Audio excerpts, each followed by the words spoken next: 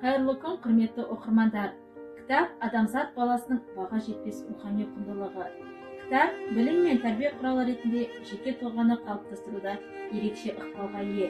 Электронды дәуір ағымына қарамастан, кітаптың орнын ештеңеде алмастыра алмақ емес. Осы орайда оқырмандарды кітап оқуға тарту бойынша республикалық, қалалық, аудандық акциялар ұйымдастырылуда. Соның бірі бірер бір кітап акциясы. Бірер бір кітап республикалық акциясы оқырмандар арасында өз орнын тауып келеді.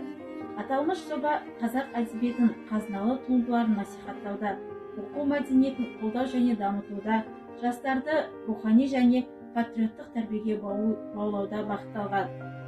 2021 жылы, яғни биыл жыл кітаптарын таңдау бойынша ел тәуелсіздігінің 30 жылдығына орай жалпы халықтық оқуға тәуелсіздіктің 30 жылдығына орай 30 кітап рухани мәдени акциясы ұсынылып отыр. Бірер бір кітап акциясы арқылы келер ұрпақты тек оқуға ғана емес, озық гуманистік ақыл-ой мен адамгершілікке де тәрбиелеп.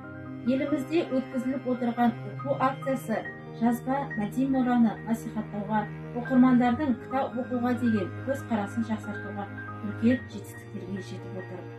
Осы орайда сіздерді кітап оқуға шақырамын. Алда келе жатқан Құрбан айт мейрамы құтты болсын. Еліміз аман, жұртымыз тыныш болсын.